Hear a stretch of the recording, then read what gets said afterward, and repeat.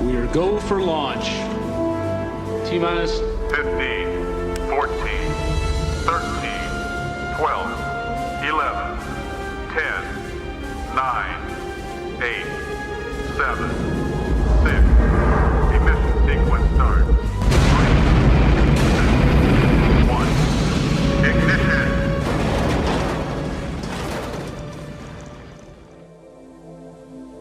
In the skies around the town of Falkirk over the last couple of years, around 800 UFOs have been sighted. It's a phenomenon which has reached such proportions that anxious locals have called a public meeting. They want to know the truth. What's behind the sudden upsurge? There was a cloud in the sky, pretty low down, and a large revolving lights. Tended to sort of flare up and then dull down again, as if a light was turning towards me and then turning away again.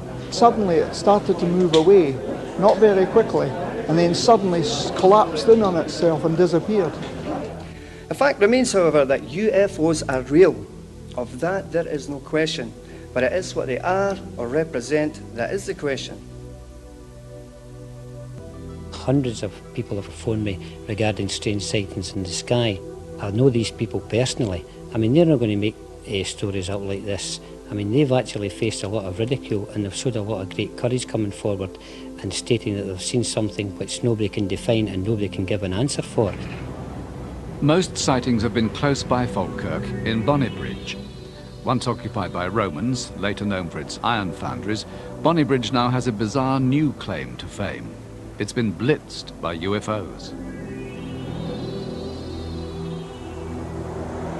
Ray and Kathy Prosek were driving along the motorway nearby. As they approached a viaduct spanning the road, they say they saw an object the size of a jumbo jet hovering above it. I could see it was triangular in shape, and there was a light at each corner. We passed underneath the viaduct, and looking back there, sitting on the other side, was another craft, and it looked like a mirror image, the way they were pointing towards each other. It didn't look like anything I'd ever seen before, so of course you automatically think, you know, UFO. Driving home to neighbouring Larbert, Neil Malcolm says he was followed by a ball of light. I got the fright of my life, really. I knew it wasn't anybody's headlights or anything because it lit up the full interior of the car. He rushed in to tell the rest of the family. As they went to look, Neil's wife Lorraine grabbed her video camera. And I zoomed in and I wasn't sure what I could see. I mean, you know what a helicopter and a plane looked like, it definitely wasn't anything like that. And I had to stop because it disappeared behind the building. Studies of the video have been unable to explain what it shows. Even experts like Malcolm Robinson, who's analysed reports of UFOs for 25 years, are baffled by the wave of sightings. We check with airports, we also check with the local police. And then you also check with meteorological stations to see any flights of weather balloons, etc. Some reports are misidentifications, obviously, of aircraft and the like, but this leaves us with a small residue which is highly unusual and which demand investigation. But the most puzzling UFO case in the area must be the one which happened in these woods near Livingston. It's a case that the police came to treat officially as assault by person or persons unknown. It happened to a forestry worker, Bob Taylor, who was out on patrol checking for stray sheep in the forest. It was a routine task, one he'd done countless times over the years he'd worked there. As usual, there were no sheep, but as he rounded a corner, he discovered something else. What the? A huge thing with a big round dome, a very dark grey colour, and it had a big flange going all the way around. I could see arms sticking out of this flange with what I took to be blades on the top. The two balls came out, I would think they'd be about 3 feet in diameter with about 6 spikes.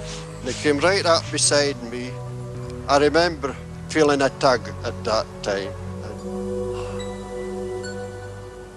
Bob Taylor can't remember exactly what followed, The next thing he does remember is lying on the ground, dazed and bleeding.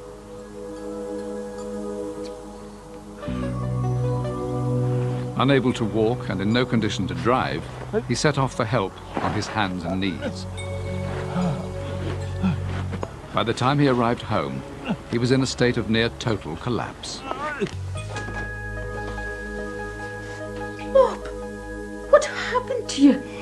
I'm needing a drink. I'll get you right, honey. He looked quite shocked, and he was drained. He was right white, and his face was dirty. Was it the lorry? Did you have a crash? I was attacked. You were attacked? Aye. And he said, I've been attacked. And I said, what with? And he said, a spaceship. And I said, oh, goodness me, there's no such a thing as a spaceship. I'm going to phone the doctor.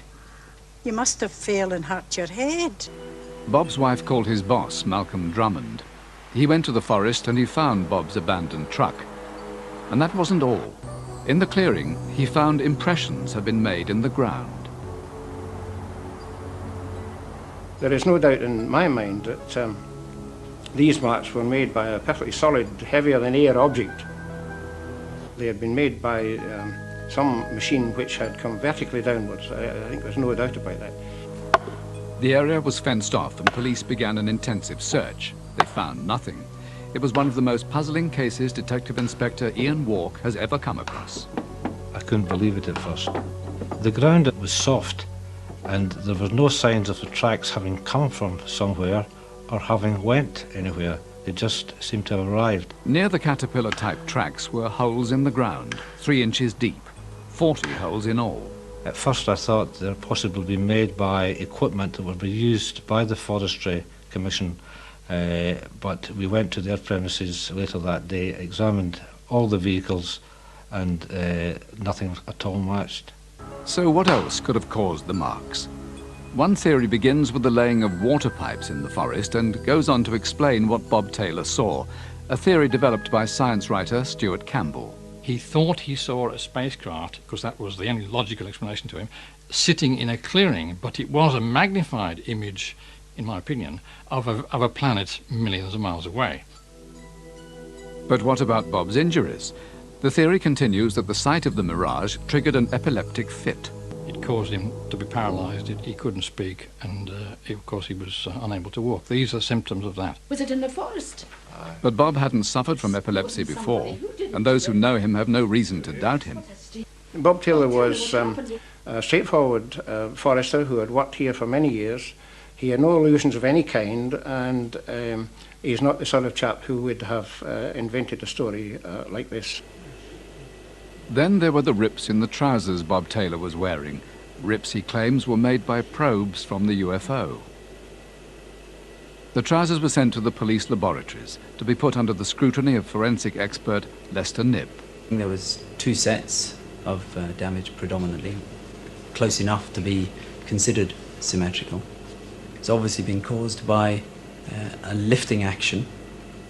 It's not the sort of action that's caused by a fall. The tear would normally be down the trousers. Certainly the story could fit the bill, that some object or objects had moved across a clearing towards him, attempted to lift him up and carry him off. Even to this day, we're completely baffled of 1, who assaulted Mr. Taylor, and 2, what made these marks on the ground. This is only one of the many local UFO cases which remain unsolved. Some witnesses say they're left with profound after effects, desperate to find a way of coming to terms with seeing something that defies belief. One of the most recent cases has left 2 local men with an obsession to find out what it was they encountered on a lonely stretch of road through the Pentland Hills. We come back here quite often, looking about with our camera and that. I'm just interested to find out, to see if we can maybe see this again. The craft was bigger than the road. Me and Colin reckon that the craft was about 30 foot wide. We were both very frightened. It has sort of affected my life, seeing something like this. I've never seen nothing ever like it before. Since I've suffered from bad depression, which I never used to do, it's just always on my mind. I just want to know what happened that night. I didn't really believe in it, UFOs, but this experience has sort of changed my mind.